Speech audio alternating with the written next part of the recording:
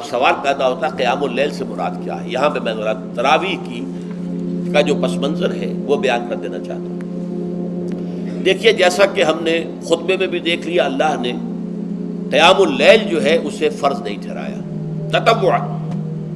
قرآن مجید میں بھی اس کا کوئی ذکر نہیں، احادیث میں اس کی تشویق و ترغیب پوری موجود ہے۔ ایک اور حدیث بھی ہم بعد میں پڑھیں گے اس پر۔ اس کا پس منظر کیا تھا کہ اس کو چھوڑ دیا گیا۔ اب ظاہر بات ہے مسلمانوں میں کمزور بھی ہیں، مسلمانوں میں وہ مزدوری کرنے والے بھی ہیں، روزہ تو فرض ہے ان پر، چاہے مئی کا مہینہ ہے اور گندم کاٹنی ہے، روزہ تو پھر بھی رکھنا ہوگا، یہ سب کچھ ہے۔ لیکن یہ کہ رات کو پھر کھڑے رہنا ان کے لیے، جاگنا ممکن نہیں ہے، لہذا ان کے اوپر یہ چیز فرض نہیں۔ حضور نے تراویح کی نماز یا قیام اللیل نہ اسے فرض قرار دیا، نہ اس کے بعد جماعت کوئی اہتمام کیا مستقل۔ صرف 3 راتیں آپ نے جماعت کروائی ہے، اس میں 8 رکعتیں آپ نے پڑھی ہیں کہ جو آپ کا معمول تھا تہجد کا، وہ پڑھی، اور تہجد کے وقت ہی جماعت کرائی ہے۔ یہ ہے وہ حدیث۔ اس کے علاوہ کسی نماز تراویح جو ہے جو ہم پڑھتے ہیں 20 رکعتیں عشاء کے ساتھ متصل، اس کا کوئی ذکر نہ دور نبوی میں ہے نہ دور صدیق اکبر میں ہے۔ یہ دور حضرت عمر کی خلافت میں ہوا ہے، اور ہم نہیں کہہ سکتے کتنے سال کے بعد ہوا ہے۔ حضرت عمر رضی اللہ تعالیٰ عنہ کی خلافت کا دور جو ہے وہ تو 10 برس ہے، ہو سکتا ہے 5 برس کے بعد ہوا ہو، 6 برس کے بعد ہوا ہو، 12 ہوا ہے ان کے عہد میں۔ حضرت عمر ایک مرتبہ مسجد میں داخل ہوئے، مسجد نبوی میں، تو دیکھا کہ کچھ لوگ 8 10 12 جو ہے وہ ایک جو ہے حافظ کے پیچھے کھڑے ہوئے اور قرآن سن رہے ہیں، کچھ دوسرے کونے میں کھڑے ہیں، کچھ کہیں اور کھڑے ہیں، مختلف جماعتیں ہو رہی ہیں۔ تو انہوں نے سوچا کہ کیوں نہ ان سب کو ایک امام کے پیچھے جمع کر دیا جائے، اور اس کے لیے لوگوں کی سہولت کے لیے عشاء کے ساتھ متصل رکھ دیا جائے، اس لیے کہ تہجد کے وقت اٹھنا جو ہے وہ تو ہر کس و ناقص کا کام نہیں ہے، کہ عشاء کے بعد اگر تھوڑا سا اضافی وقت ہو صرف، تو یہ ہر شخص کر لے گا، مزدور بھی کر لے گا۔ لہذا آپ نے یہ نظام تجویز فرمایا کہ عشاء کے متصلاً بعد 20 رکعت نماز پڑھی جائے اور ایک امام کے پیچھے پڑھی جائے۔ یہ گویا کہ اجتہاد ہے حضرت عمر رضی اللہ تعالی عنہ، اس کو آپ نے خود بدعت بھی قرار دیا ہے، لیکن بدعت حسنہ۔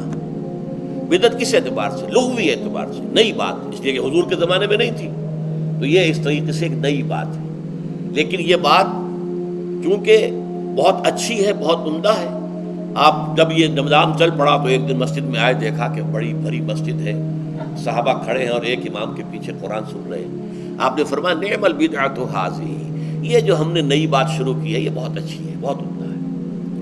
اب یہاں سے فرق واقع ہو گیا ہے۔ ایک تو اہل تشیع جو ہے وہ تو ویسے ہی حضرت عمر سے بہت دشمنی رکھتے ہیں، عناد رکھتے ہیں، تو حضرت عمر کے اجتہادات سے انہیں نفرت ہے، انہیں دوری ہے، چاہے وہ کوئی سا بھی حضرت عمر کا اجتہاد ہو۔ ہمارے ہاں اہل حدیث حضرات بھی در حقیقت حضرت عمر یا کسی اور خلیفہ راشد کے فعل کو وہ سمجھتے ہیں کہ یہ ایگزیکٹو آرڈرز ہیں، یہ ہمیشہ کے لیے نہیں ہے۔ حضرت عمر نے اپنے دور میں ایک نظام قائم کیا، ان کے دور کے لیے ٹھیک تھا، یہ ہمیشہ کے لیے نہیں ہے۔ ہمیشہ کے لیے وہ 8 ہی رکعتوں کے قائل ہیں، وہ تہجد والے، لیکن اس میں بہرحال انہوں نے بھی خود یہ اضافہ کیا ہے کہ وہ 8 رکعتیں وہ عشاء کے ساتھ متصل پڑھتے ہیں، تہجد کے وقت تو نہیں پڑھتے۔ اور حضور نے تو صرف 3 روز جو ہے وہ کرائی تھی جماعت، وہ لوگ 30 دن یا 29 دن پڑھ رہے ہیں، تو اضافہ تو انہوں نے بھی کر دیا، تو نظام میں تبدیلی تو ہو گئی۔ لیکن اہل سنت جو کہلاتے ہیں، ہمارے جو 4 جو ہیں، جو ہمارے مسلک ہیں، حنفی، مالکی، شافعی، حنبلی، ان کا اتفاق ہے اس پر حضرت عمر کا، کیونکہ ان کے سامنے اصول یہ ہے کہ حضور نے فرمایا علیکم بسنتی وسنت الخلفاء الراشدین المہدیین، تم پر لازم ہے کہ میری سنت کو پکڑو مضبوطی کے ساتھ، اور میرے خلفاء راشدین مہدیین جو ہیں ان کی سنت کو پکڑو۔ اس اصول سے یہ 4 فقہ جو ہیں حضرت عمر کے اجتہادات جو ہیں ان کو بھی پابندی سمجھتے ہیں کہ تمام عمر کے لیے، قیامت تک کے لیے امت مسلمہ پر ان کی پیروی لازم ہے، لہذا اس میں اجماع ہے۔ اور یہاں تک کہ یہ سب سے آخری جو اس میں مسلک پیدا ہوا ہے زمانی اعتبار سے، سب سے پہلے مسلک جو ہے حنفی پیدا ہوا ہے، پھر مالکی پیدا ہوا ہے، پھر شافعی پیدا ہوا ہے، اور پھر حنبلی آخری ہے۔ اور امام احمد ابن حنبل بہت بڑے محدث بھی ہیں. مسند احمد ابن حنبل جو ہے وہ بہت بڑی کتاب ہے، بہت اہم کتاب ہے، جامع کتاب ہے. تو ان کے ہاں بھی 20 رکعتیں ہیں. چنانچہ حرمین شریفین میں، سعودی عرب میں، مکے اور مدینہ منورہ میں جو نماز تراویح ہوتی ہے اس کی 20 رکعتیں ہیں.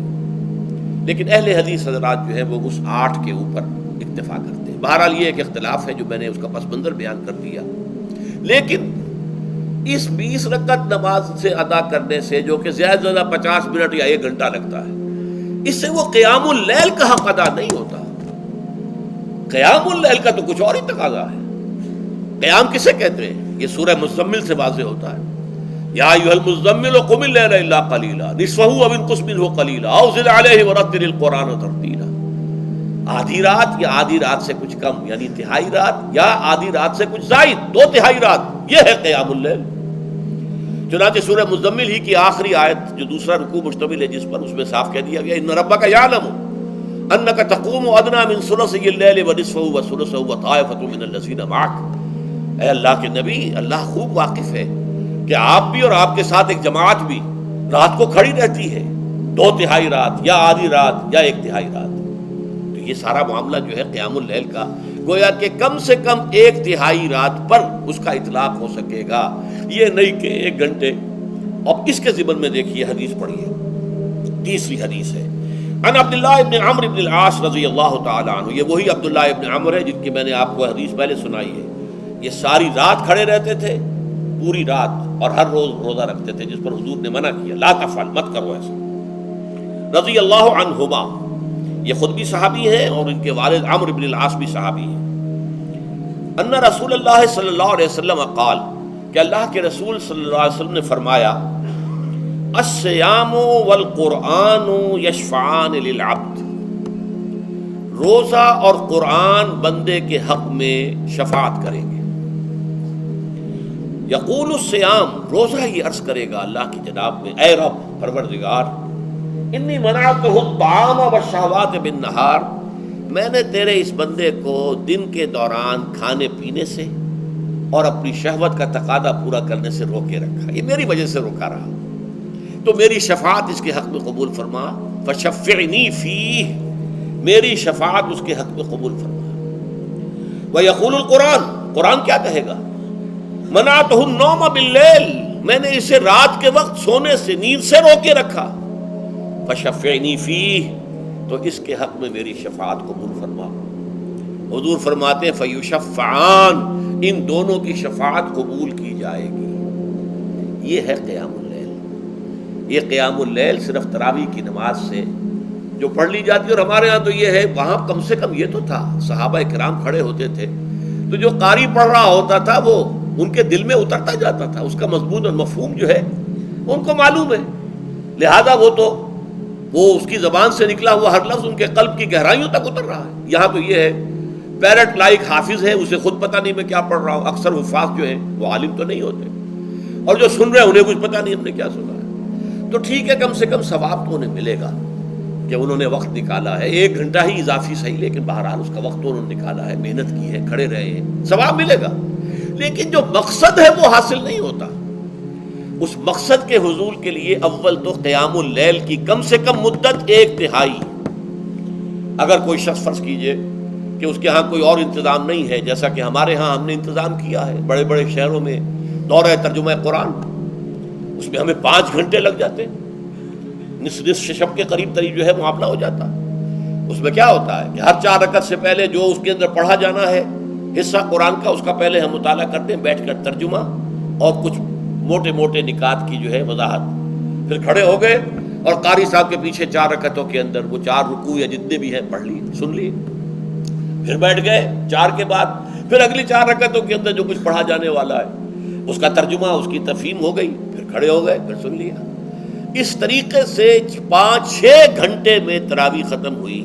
تو تراویح بھی ہو گئی، حضرت عمر کے اجتہاد پر عمل بھی ہو گیا، 20 تراویح ہو گئی. لیکن یہ ہے کہ اس کے ساتھ جو اصل غرض و غایت ہے قیام اللیل کی، وہ بھی حاصل ہو گئی. یہ ہم نے 17 سال پہلے شروع کیا تھا یا 18 سال پہلے، اور وہ انشاءاللہ اللہ کے فضل و کرم سے اب چل رہا ہے. بڑے بڑے شہروں میں ہو رہا ہے، لاہور میں جن مقامات پر ہو رہا ہے وہ تازہ جو ندائے خلافت ہے اس کے اندر آپ اس کی فہرست دیکھ لیں. کراچی میں تو اس سے غالباً 3 گنا مقامات کے اوپر وہ کام ہو رہا ہے، اور دوسرے شہروں میں بھی ہو رہا ہے. تو اس سے در حقیقت وہ غرض و غایت، وہ حکمت جو ہے پوری ہوتی ہے کہ یہ دونوں چیزیں پیرلل ہیں. من صام رمضان ایمانا واحتسابا غفر له ما تقدم من ذنبه ومن قام رمضان ایمانا واحتسابا غفر له ما تقدم من ذنبه. تو سیام اور قیام جو ہے ان دونوں کا حق ادا ہو جاتا ہے. دین کی بات پھیلانا صدقہ جاریہ ہے. ثواب کی نیت سے ویڈیو کو شیئر ضرور کیجیے گا. جزاک اللہ.